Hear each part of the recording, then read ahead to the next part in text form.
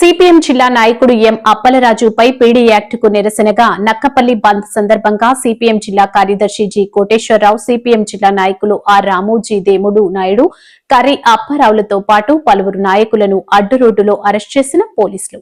జిల్లా కార్యదర్శి రైతు సంఘం జిల్లా కార్యదర్శి ఎం అప్పలరాజు మీద ఈ నెల 24వ తారీఖున ఈ రాష్ట్ర ప్రభుత్వం పీడీ యాక్ట్ అనేటువంటి పెట్టి తరలించారు. దీన్ని నిరసిస్తూ ఈరోజు నక్కపల్లి, ఎస్రాయవరం మండలాల్లో బంద్కు అనేటువంటిది పిలిపివ్వడం జరిగింది. ఈ పిలుపుకి స్వచ్ఛందంగా అన్ని రాజకీయ పక్షాలు కూడా మద్దతు ఇచ్చాయి. వ్యాపారస్తులు, ప్రజలు కూడా సహకరిస్తూ ఉన్నారు. ఈ నేపథ్యంలో పెద్ద ఎత్తున ఈ మండలాల్లో పోలీసులను మోహరించి బంద్ని ఎలాగైనా మేము జరగనివ్వు అని చెప్పి ఈ రకంగా పోలీసులతో భయభ్రాంతులు గురి చేస్తూ ఉన్నారు సాధారణ ప్రజానికాన్ని. ఇది ప్రజాస్వామ్య హక్కుల్ని పూర్తి చేయడం అని చెప్పి మేము అడుగుతా ఉన్నాం. ఈరోజు చంద్రబాబు నాయుడు గారు బల్డ్రగ్ పార్క్ ఇక్కడ పెట్టమని చెప్పి మొన్న అనకాపల్లి పర్యటనకు వచ్చినప్పుడు చెప్పారు. ఎలాంటి జీవోలు ఇవ్వలేదు. అయినా శాంతియుతంగా ముఖ్యమంత్రి గారికి మాట గౌరవించి ఈరోజు ఆందోళన విరమించాం. అయినప్పటికీ ఈరోజు అప్పలరాజు గారి మీద ఈ పీడీ యాక్ట్ పెట్టి ఎందుకు జైల్లో పెట్టారని చెప్పి మేము ఈరోజు ప్రశ్నిస్తూ ఉన్నాం. ఇక్కడ ఉన్నటువంటి భూముల్ని, ఇక్కడ ఉన్నటువంటి రైతుల్ని దగా చేసి ఆ భూములన్నీ కూడా కాజేసి ఈరోజు రాష్ట్ర ప్రభుత్వం ధనవంతులకి, కార్పొరేట్ సెక్టర్ కట్టబడ్డానికే ఈరోజు పీడీ యాక్ట్ అనేటువంటి అప్పలరాజు మీద ప్రయోగం చేసింది. ఇది ప్రజాస్వామ్యాన్ని కూని చేయడం అని చెప్పి మేము చెప్తా ఉన్నాం. ఇప్పటికైనా ఈ పీడీ యాక్ట్ని ఉపసంహరించుకోవాలి. ఎందుకంటే అప్పలరాజు ఏమి గుండా కాదు. గత 25 సంవత్సరాల నుంచి ఈ ప్రాంతంలో ప్రజా సమస్యల మీద, అనేక సమస్యల మీద పోరాటం చేస్తున్నాడు. కార్మికుల సమస్యల మీద పనిచేశాడు. ఇక్కడ ఏటుకొప్ప షుగర్ ఫ్యాక్టరీ సమస్య మీద పనిచేశాడు. రైతు సమస్యల మీద పనిచేశాడు. బల్డ్రగ్ పార్క్ ఏదైతే ఉందో దాన్ని వద్దనే సమస్య మీద పనిచేశాడు. అనేక మంది నిర్వాసితులకు నష్టపరిహారం రాకపోతే నష్టపరిహారం ఇవ్వాలి ఈ ప్రభుత్వం అని చెప్పి చేశాడు. బల్డ్రగ్ పార్క్ ఈ ప్రాంతంలో కడితే మొత్తం విషాలు అయిపోతాయి. ఈ సముద్ర జలాలన్నీ కూడా విషమయం అయిపోతాయి. ప్రజలు, మత్స్యకారులు వేట కోల్పోతారు, ఉపాధి కోల్పోతారని చెప్పి అనేక సంవత్సరాల నుంచి పోరాడుతూ ఉన్నారు. పోరాడాలి. వాళ్ళ మీద పీడీ యాక్ట్ పెడతారా? పీడీ యాక్ట్ ఏం చెప్తుంది? స్మగ్లర్ల మీద, గూండాల మీద, రౌడీల మీద ఈరోజు పీడీ యాక్ట్ పెట్టమన్నారు తప్ప ప్రజా ఉద్యమకారుల మీద పెట్టాలని చెప్పి ఎక్కడ లేరు. చంద్రబాబు నాయుడు గారు ఇలాంటి దుర్మార్గాలకు పాల్పడితే మొత్తం ప్రజానీకం కూడా రాబోయే కాలంలో రాష్ట్ర వ్యాప్తంగా పెద్ద ఎత్తున ఉద్యమం చేస్తారు. ప్రజాస్వామ్యాన్ని కూనీ చేస్తే ఎవరు చూస్తూ ఊరుకోరు. ఈరోజు పోలీసులు బలగాలు పెట్టి ఉద్యమాలు ఆపచ్చేమో, అంతకంత ఉద్యమాలు తీవ్రతరం చేస్తాం. రాష్ట్ర వ్యాప్తంగా ఈ పోరాటాన్ని ఉధృతం చేస్తామని చెప్పి ఈ సందర్భంగా ప్రభుత్వాన్ని హెచ్చరిస్తా ఉన్నాం. తక్షణం ఇక్కడ ఉన్నటువంటి నిర్వాసితుల సమస్యలు పరిష్కారం చేయాలి. బల్డ్రగ్ పార్క్ రద్దు చేస్తారని చెప్పి జీవో తీసుకురావాలి. అలాగనే ఎవరైతే మత్స్యకారులు ఉన్నారో వాళ్ళందరికీ ఉపాధి కల్పిస్తామని చెప్పి వాళ్ళకి రావాల్సినటువంటి నష్టపరిహారం చెల్లించాలి. లేకపోతే ఈ పోరాటాన్ని మరింత ఉధృతం చేస్తాం. తక్షణం అప్పలరాజును విడుదల చేయకపోతే మాత్రం ఇది జిల్లా వ్యాప్తంగా ఉద్యమం చేస్తామని చెప్పి హెచ్చరిస్తా ఉన్నాం. పోరాటాలే తప్ప తను వ్యక్తిగతంగా ఏ పోరాటం నిర్వహిస్తున్న సందర్భం లేదు.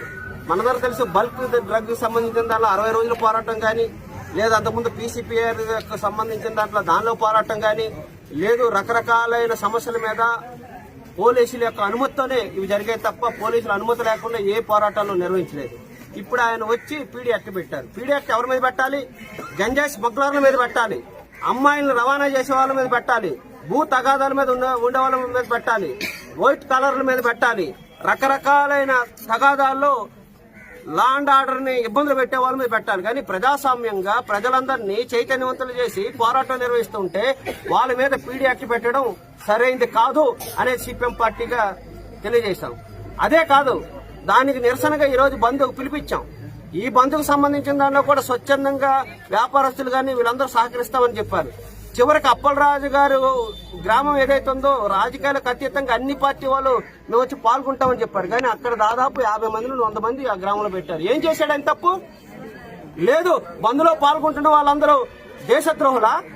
వాళ్ళు మద్దతు తెలియజేస్తున్నారు. ఇది సరైనది కాదు. ప్రజాస్వామ్యంలో పీడీ యాక్ట్లు పెట్టడం అనేది ఈ విశాఖపట్నం, అందులో అనకాపల్లిలో ఆ రకమైన చరిత్ర లేదని ఉంది.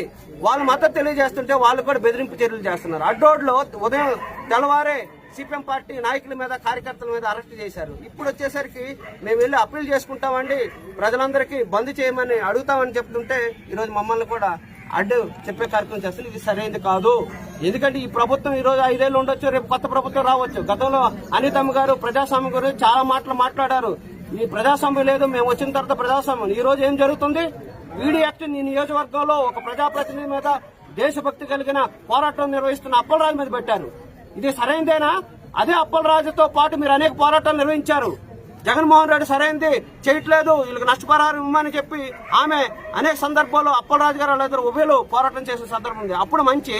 ఈ రోజు వచ్చేసరికి అధికారంలోకి వచ్చిన తర్వాత దాన్ని భిన్నంగా మాట్లాడి ఆయన మీద పీడీ యాక్ట్ పెట్టడం ఎంతవరకు సమంజసం? అంటే అధికారంలో ఉన్నప్పుడు ఒక రకమైన మాటలు, అధికారం పోయిన తర్వాత ఇంకో రకమైన మాట్లాడేది సరైనది కాదు.